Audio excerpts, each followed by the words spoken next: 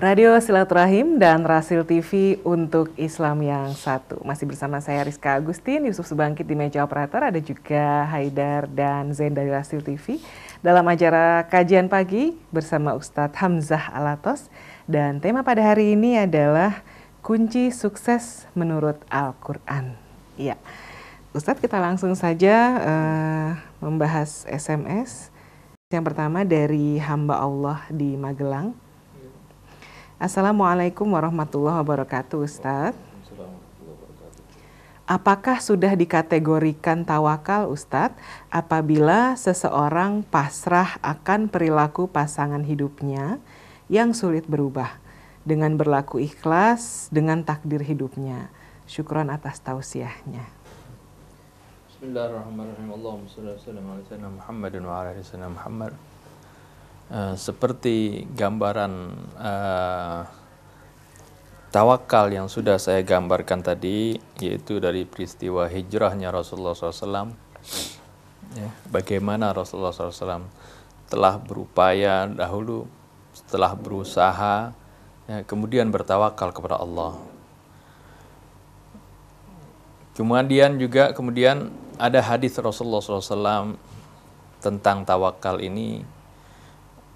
Rasulullah SAW bersabda, "Lau tawakkaltum 'ala Allahi haqqa tawakkulihi, lau tawakkaltum 'ala Allahi haqqa tawakkulih, la razaqakum kama yarzuqut tuyur, taghdu himasan wa taruhu bitana."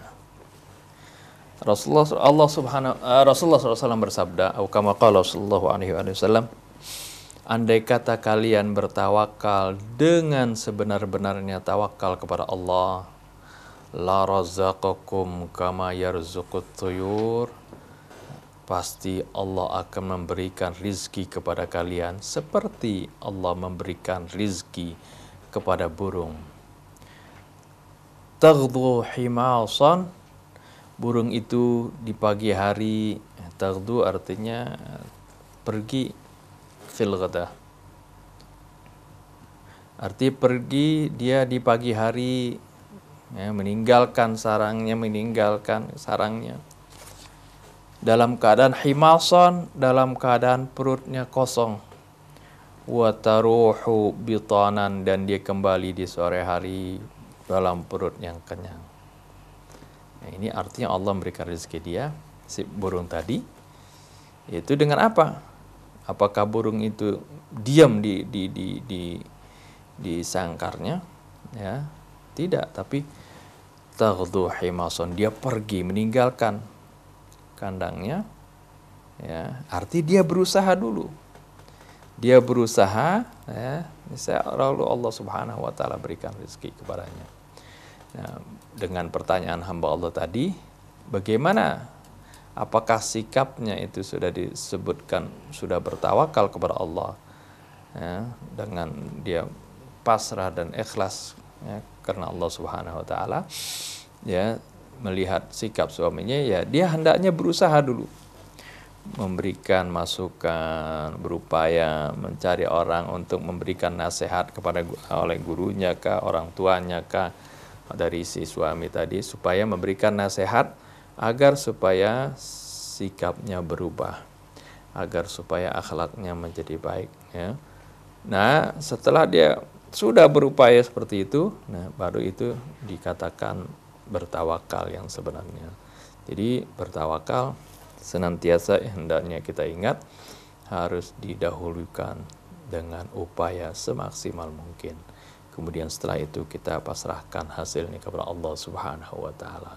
Kita menerima apa yang Allah Subhanahu wa taala tetapkan kepada kita, kita hadapi dengan penuh kesabaran. Insya Allah Allah akan memberikan ganjaran, memberikan ketabahan, memberikan kekuatan kepada kita. Innallaha ma'as-sabirin. Sungguhnya Allah berserta orang-orang yang sabar. Kalau orang sudah didampingi oleh Allah, Allah Subhanahu wa taala akan memberikan dorongan, memberikan kekuatan, kemantapan kepada dia. Ya, tidak perlu dikhawatirkan yang lain lagi. Ya. Oleh karena itu tadi, jadi dahulukan dengan upaya semaksimal mungkin segala upaya usaha kita lakukan, kemudian hasilnya baru kita sebut itu tawakal kepada Allah Subhanahu wa taala. Wallah. Ya. Baik, selanjutnya dari WhatsApp dari Bunda Rido di Depok. Ya. Assalamualaikum warahmatullahi wabarakatuh. Waalaikumsalam warahmatullahi wabarakatuh. Jika kita sudah berusaha berkali-kali, tapi tetap gagal, apakah itu takdir? Bismillahirrahmanirrahim. Allahumma shalli wa sallim ala sayyidina Muhammad wa ala sayyidina Muhammad. Ya, tadi ya sudah berusaha berkali-kali ya. Hendaknya kita upayakan terus ya usaha tersebut kalau kita mau sukses. Ya, memang berkali-kali, banyak kali, bukan sekali dua kali. Akan tetapi juga di samping berusahanya terus, tapi kita harus itu melihat keadaannya. Jadi berusaha hendaknya kita mengambil pelajaran ya, pada kegagalan kita yang pertama. Rasulullah SAW memberikan contoh, memberikan arahan kepada kita. Bagaimana sikap seorang mukmin, dikatakan la yuldagul mu'minu fi juhrin marrataini. Seorang mukmin itu tidak boleh tercatek pada satu lubang sampai dua kali. Ya. Nggak boleh kecatek ular sampai di dalam satu lubang sampai dua kali. Kita ya jalan, di lubang ini kita masukin jari kita, ternyata kita catek ular. Ya, kita coba lagi jari, kecatek lagi. Ya. Kata Rasulullah, ini merupakan hikmah yang begitu besar sekali maknanya. Rasulullah katakan la yuldagul mu'minu, seorang mukmin itu tidak boleh dia itu tercatek fi juhrin, di dalam satu lubang sampai dua kali. Artinya apa? Bagaimana kita apabila mengalami suatu kegagalan yang pertama, hendaknya kita pelajari kegagalan itu karena apa? Apa faktornya? Apa sebabnya? Kemudian kita mulai lagi berusaha dengan menghindari faktor yang menyebabkan tadi kita gagal. Seperti itu. Insya Allah Allah akan kita ulangi. Insya Allah Allah akan berikan kesuksesan kita di dalam usaha kita. Ya, karena ini janji Allah. Ya, kita yakin kepada Allah Subhanahu wa taala. Allah kan yang menentukan. Ya, kalau kita sudah berusaha, jangankan hal yang konkret, hal-hal yang tidak disangka saja bisa Allah rubah. Ya. Api bisa dirubah, yang sifatnya yang sudah ketentuan baku, yang ini adalah sunnatullah, ketentuan Allah yang sudah berlaku di alam semesta ini. Api begitu panas, membara. Tapi kalau Allah kehendaki, dia bisa menjadi dingin. Itu dengan sebab tadi, dengan sebab kesabaran. Bagaimana Nabi Allah Ibrahim sabar dalam menghadapi cobaan. Ya, kemudian dia berdoa. Ya, tadi dua itu kuncinya. Ya, bisabri wassalah. Wassalah itu diartikan adalah doa. Ya. Bagaimana Nabi Allah Ibrahim mengatakan ketika diceburkan dalam api, ya, dia berdoa kepada Allah Subhanahu wa taala, mohon kepada Allah Subhanahu wa taala. Maka Allah Subhanahu wa taala berikan pertolongannya. Nah, begitu juga jadinya kalau sudah berusaha kemudian gagal, usaha lagi gagal, hendaknya setiap kegagalan itu kita harus melihat faktor apa yang membuat kita kegagalan. Kemudian kira-kira apa yang membuat kita sukses? Kita kurang iklannya kali kah? Kita kurang menarik kali dalam dagangan kita. Mungkin dalam kemasannya kurang menarik. Dalam rasanya apa gimana? Boleh kita berbagai hal kita coba tanyakan bagaimana tentang rasanya atau sebagainya. Itu adalah upaya di dalam menempuh kesuksesan, tentunya dengan penuh kesabaran, dengan keuletan, dicoba lagi seperti itu. Ya. Insya Allah Allah Subhanahu wa taala berikan kemudahan kepada Bunda Ridho, ya, memberikan kesuksesan, tentunya dengan penuh kesungguhan tadi, penuh kesabaran, mengambil pelajaran pada setiap kegagalan yang kita alami, ya, kemudian selalu berdoa kepada Allah Subhanahu wa taala. Insya Allah yakin ini adalah kita tidak mengambil dari pepatah orang, bukan dari ngambil dari ahli ekonomi, tapi ngambil dari Al-Quran. Zat yang maha kuasa, yang bisa merubah hati seseorang, bisa merubah bahkan ketentuannya. Ketentuan Allah, yamhullahu ma yasha wa yuthbitu wa indahu ummul kitab. Allah bisa merubah sesuai kehendak Allah. Yamhullahu ma yasha wa yuthbit, dan Allah bisa menetapkan. Wa indahu ummul kitab. Ya, segala sesuatu, ya, gudangnya ilmu, lauhil mahfuz, itu semuanya di bawah kekuasaan Allah Subhanahu wa taala. Ya, jangan kita kira, jangan kita suudzon kepada Allah. Banyak orang yang suudzon kepada Allah Subhanahu wa taala karena tidak memahami apa itu arti sabar.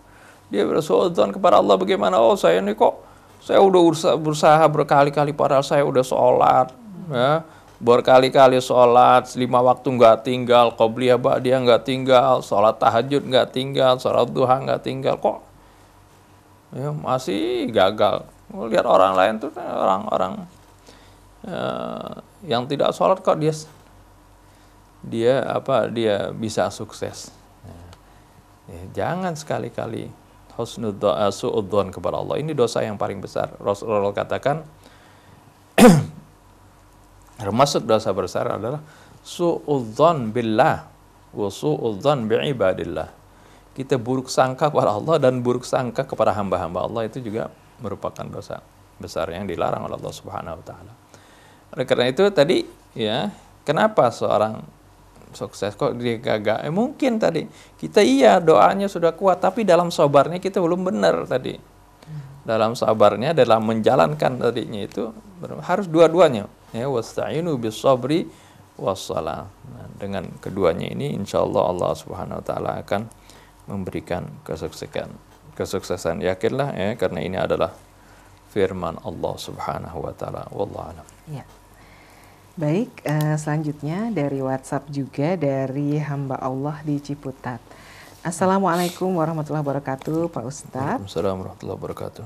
Maaf kalau di luar tema, saya mau tanya bagaimana hukumnya kalau ada tetangga kita mengadakan hajatan, tapi kita tidak diundang, entah karena lupa atau apapun. Padahal tetangga dekat dan kita kenal baik. Apakah kita tetap datang atau bagaimana ya Pak Ustadz? Mohon pencerahannya, terima kasih. Bismillahirrahmanirrahim. Allahumma shalli wa sallim ala sayyidina Muhammadin wa ala ali sayyidina Muhammad.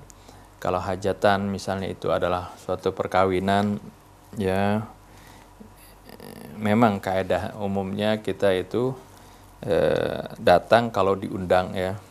Tapi kalau misalnya itu keluarga dekat atau tetangga dan kenalan dekat, kita itu tetangga, ya, di samping kalau memang dia tidak mengundang, ya, terkadang ada saking sibuknya seorang, saking gugupnya menghadapi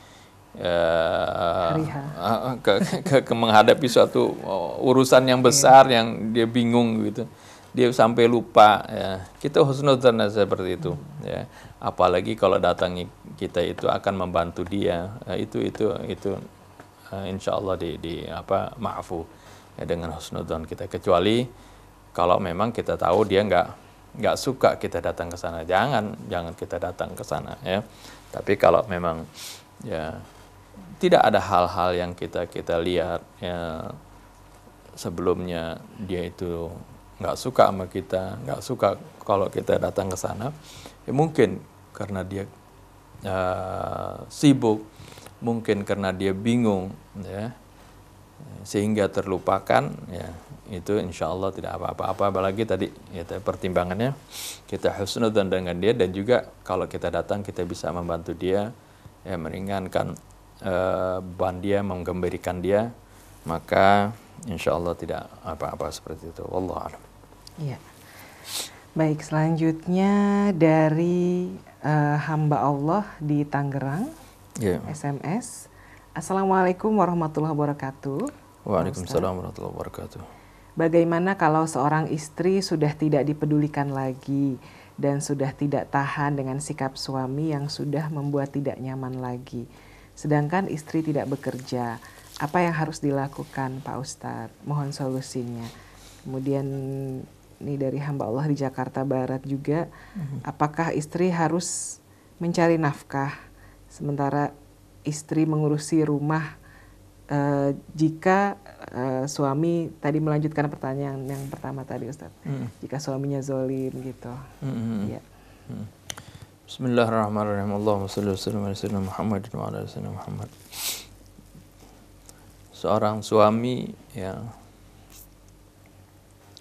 hendaklah diperintahkan oleh Allah Subhanahu wa taala, wa'ashiruhunna bil ma'ruf. Fa in karihtumuhunna fa asa an takrahu syai'an wa yaj'alallahu fihi khairan katsira. Wa'ashiruhunna bil ma'ruf. Hendaklah kalian gauli mereka itu, para istri kalian, dengan ma'ruf, dengan cara yang baik. Ini perintah kepada para suami. Jadi kalau ada suami yang zalim kepada istrinya, dia menentang perintah Allah Subhanahu wa taala. Nah, wanita yang dizalimi tentunya ya, dia banyak hal diterangkan dalam Al-Qur'an Al-Karim bagaimana tentunya dia bisa mengadukan hal tersebut, membicarakan kepada keluarganya, ya, agar supaya keluarganya saling menasehati di antara mereka.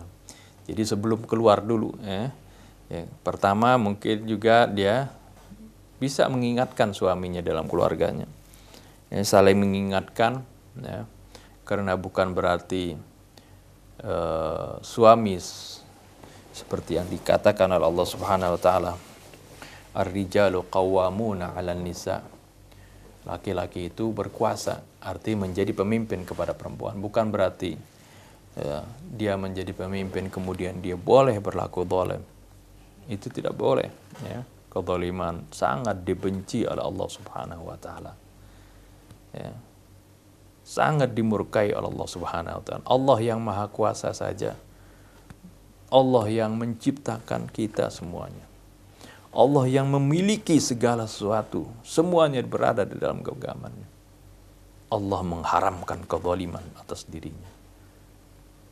Apalagi seorang hamba yang tidak memiliki apa-apa. Segala kekuasaan yang dimiliki hanya sementara. Itu adalah merupakan suatu perbuatan yang dimurkai oleh Allah Subhanahu wa taala.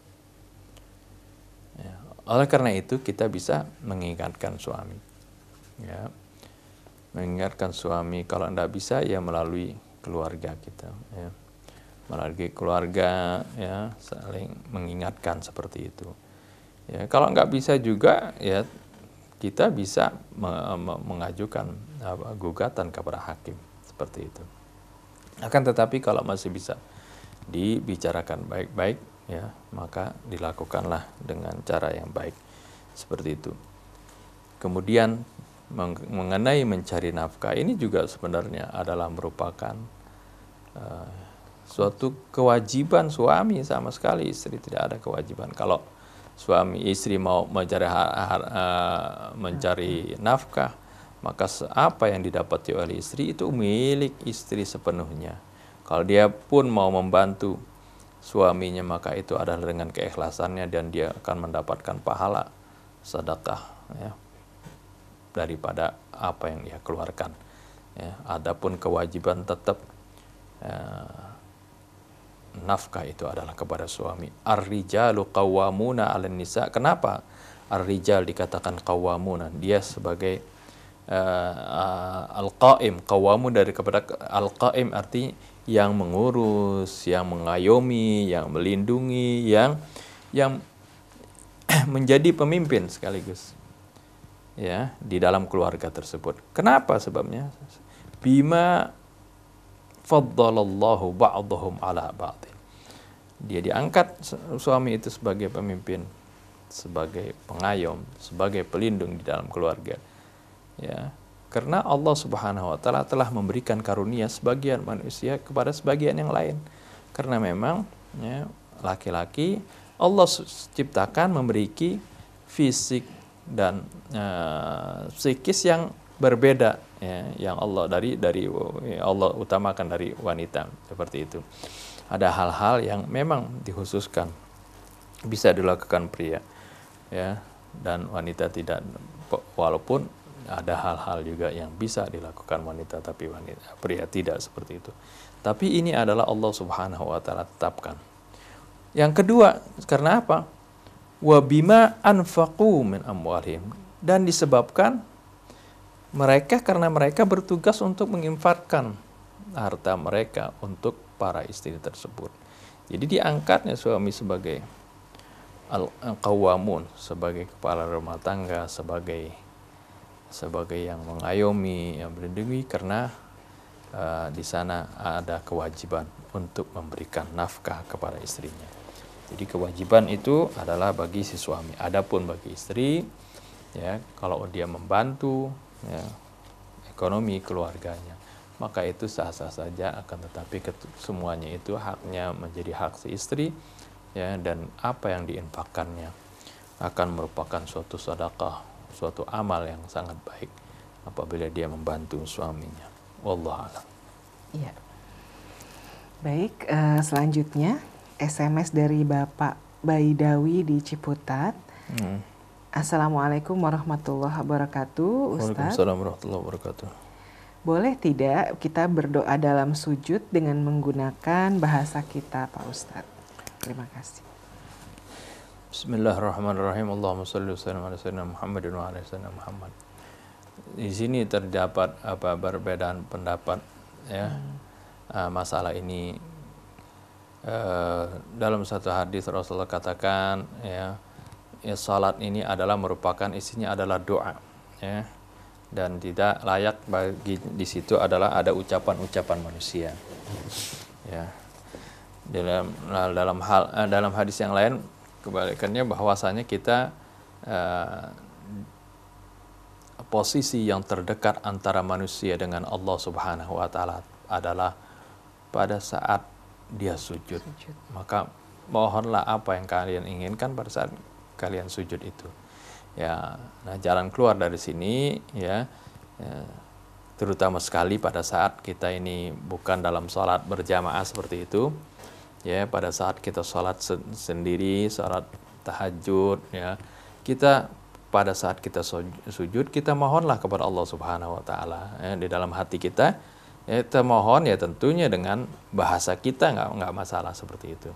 Ya, ini menghindari agar supaya sholat ini jangan tercampur dengan bahasa kita, ya, tapi kita ucapkan dalam hati kita, ya, kita mohonkan kepada Allah Subhanahu wa taala. Allah pasti, Allah mengerti, ya.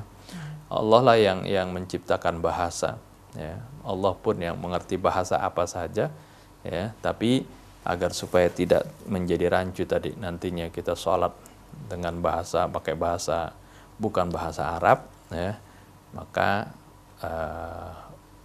lanturkanlah, sampaikanlah permohonan kita dalam hati dalam bahasa apa saja, seperti itu. Tatkala kita sujud, itu adalah saat-saat yang terbaik, saat-saat yang Allah katakan paling dekat antara, ya, Rasulullah katakan posisi paling dekat antara hamba dengan Tuhannya adalah pada saat dia sujud. Jadi untuk menghindari, ya, hal-hal yang diikhtilafkan, ya, silahkan saja dengan bahasa apa saja, ya, akan tetapi ungkapkanlah dalam hati, ya, ketika sujud. Wallahu a'lam. Ya, baik. Pertanyaan dari Ibu Liza Emilda di Bekasi melalui WhatsApp.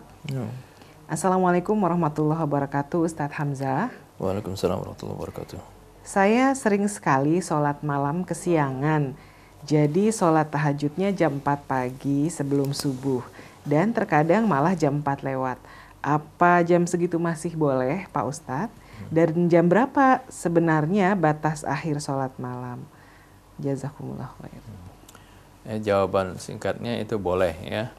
Bahkan kalau dilihat para sahabat itu salat dari 2/3 terakhir itu sampai menjelang subuh salat itu, ya, salat malamnya. Sampai kata-kata kan Rasulullah katakan salatul laili mathna mathna. Ada salat malam itu dua-dua. Ya. Barang siapa kata Nabi yang takut fajar, maka tutuplah salatnya itu dengan witir, dengan satu. Ya, artinya kalau orang udah khawatir datang fajar kan itu berarti udah mendekati waktu subuh gitu. Artinya dia tetap masih sholat tahajud. Ya, kalau dia khawatir udah mau subuh, kata Nabi ya, buru-buru deh tutup dengan satu, dengan witir. Ya, jadi walaupun dia sholatnya sebelumnya beberapa rakaat banyak, ya, tapi tetap diakhiri dengan satu rakaat dengan witir. Ya, ada yang mengatakan witirnya itu ya 2 dan 1 arti 3 rakaat, itu tetap witir. Artinya walaupun jumlahnya banyak berapapun, kalau ditutup dengan satu kan hitungannya tetap jadi ganjil. Ya. 10, 20, 30 tambah 1 jadi 21, jadi ganjil kan seperti itu. Jadi kata Rasul, ya, barang siapa man khafal fajra fal yutir, barang siapa yang takut datangan fajar, hendaklah dia tutup dengan witir. Nah, ini menunjukkan bahwasanya sholat tahajud itu terus ya bisa boleh dilakukan sampai menjelang subuh. Ya, menjelang subuh maka tutup saja dengan witir. Ya, jadi boleh. Ya. Baik, ini SMS yang terakhir di pagi hari ini dari hamba Allah di Sukabumi. Assalamualaikum warahmatullahi wabarakatuh, Ustaz. Waalaikumsalam warahmatullahi wabarakatuh. Ya, benarkah makna sabar itu adalah ditampar pipi kanan lalu berikan pipi kiri? Terima kasih. Bismillahirrahmanirrahim. Allahumma shalli ala sayyidina Muhammad wa sallam Muhammad. Ya. Ya, sabar bukan seperti itu. Ya. Sabar tadi yang dibilang artinya bagaimana kita mendapati suatu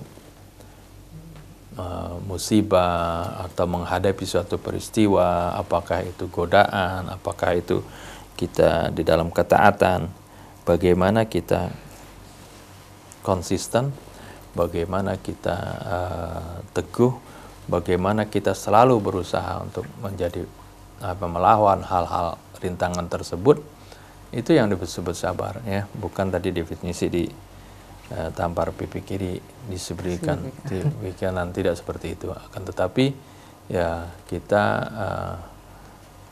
ketika menghadapi cobaan kita tetap kokoh, ya, tidak bergeming, ya, tidak mudah loyo seperti itu, tidak seperti istilah orang suka bilang kerupuk seperti kena air, ya, ketika kena air langsung dia loyo, kemudian dia menjadi hancur seperti itu. Ya, jadi itu definisi sabar, ya, jangan salah mengartikan sabar. Ya. Wallahu a'lam. Ya. Baik Ustaz, itu tadi SMS yang terakhir, silakan untuk kesimpulannya. Bismillahirrahmanirrahim. Allahumma shalli ala sayyidina Muhammadin wa ala ali sayyidina Muhammad. Ya. Dari apa yang kita terangkan mengenai kunci kesuksesan, ya, tentunya ini memerlukan keteguhan hati, memerlukan keimanan di dalam menjalankan sesuatu. Ya. Apa-apa yang telah kita dengar, ya, apa yang tadi disampaikan, mudah-mudahan menjadi pedoman bagi kita agar supaya kita dapat meraih segala apa yang kita cita-citakan, segala apa yang kita perjuangkan, segala apa yang diusahakan dengan berpedoman tadi dengan firman Allah Subhanahu wa taala, yakni as-sabru was-salah. Ya, ini saja yang dapat saya sampaikan. Lebih kurang saya mohon maaf. Billahi taufiq wal hidayah. Assalamualaikum warahmatullahi wabarakatuh. Waalaikumsalam warahmatullahi wabarakatuh. Ya, ikhwan dan akhwat yang dimuliakan Allah, demikianlah kajian pagi pada hari ini. Semoga bermanfaat dan menambah pengetahuan kita serta keimanan kita. Terima kasih saya ucapkan kepada Ustadz Hamzah Alatos yang telah bagi ilmunya di pagi hari ini. Dan juga tentu saja saya ucapkan terima kasih kepada Ikhwan dan Akhwat yang telah setia mendengarkan dan menyimak juga berpartisipasi. Kami mohon maaf karena tidak semua pertanyaan dapat dijawab di pagi hari ini ya. Insya Allah mungkin kalau ada kesempatan minggu depan ya. Ya, saya Rizka Agustin, Yusuf Subangkit, juga Haidar dan Zain dari Rasil TV dan segenap kerabat kerja Rasil Network di seluruh Indonesia. Mohon pamit, mohon dimaafkan segala kekhilafan dan kekurangan. Subhanakallahumma wa bihamdik, asyhadu an la ilaha illa anta astaghfiruka wa atubu ilaik. Wassalamualaikum warahmatullahi wabarakatuh. يا حبيبي يا محمد يا عروس الخافقين